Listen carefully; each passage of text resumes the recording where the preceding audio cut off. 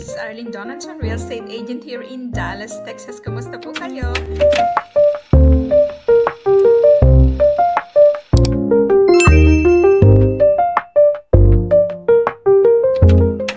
Topic, I want to teach you this very basic real estate terminology. And maybe you heard this one before, narinig mo na to dati, and hindi mo lang naintindihan. I'll teach you. So number one is amortization. What is amortization? Means repayment of the mortgage through monthly principal and interest installment during the loan period. So monthly, ginagawa natin yung amortization. Sometimes this is for like 15 years, if you choose 20 years, or if you choose 40 years, we call that amortization. They will give you the monthly payment for this until 1950, 2050, something like that. Kung kailan mo matatapos yung loan. Okay, that's the word amortization. So the next one is DTI. DTI means debt to income ratio. Mostly the lender, maybe you heard this one before or not, will check the DTI, your debt to income ratio, if they're doing the pre-approval sa iyo. So a ratio that compares the cost of a home buyers to their gross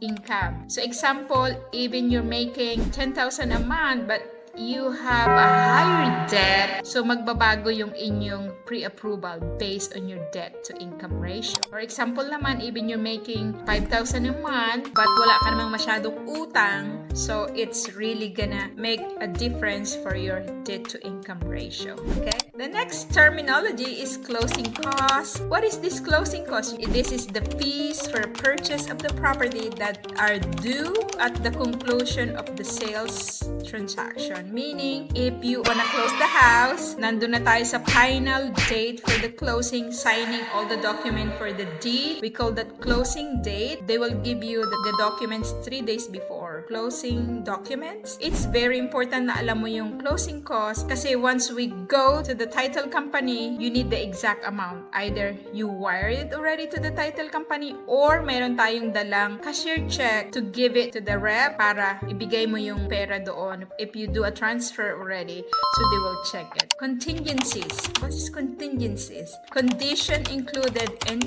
a property purchase contract that safeguard buyer in the event of a problem. Meaning, contingency upon foundation repairs. So, if they put in the contract, they need to do a contingency. Pag hindi mo ginawa yung foundation, they can back out on the transaction. If there's any problem, based on the contingency, they can back out freely. I have a listing, they wanna buy the property but they need to sell their property in another state or another place. Contingency upon selling that property, pag hindi nabenta yung bahay na yon, they can back out on the transaction. So make sure you understand the contingency. One more example for the contingency is if they have contingency upon placement of the roof. Okay? So they put in the contract and the purchase contract. Pag hindi mo ginawa yung changing of the roof, it's in the contract, the buyer can get out on the transaction and they can get all their money. That's the contingency. And the last one, maybe you heard this one, is comps, comparable, right? So home in a certain region that have sold in the last few months, that in a real estate analysis to assess the worth of your house. So we call that a comparison or comparable market value. Market analysis, same terms, right? We're telling you, hey, do you know what's the comps of the area? Ibig sabihin is yung sa area within half a mile radius, 1 mile radius, kung magkano yung nabenta on that specific same house that you have. Kino-compare namin yung bahay mo like apple to apple. Example, if you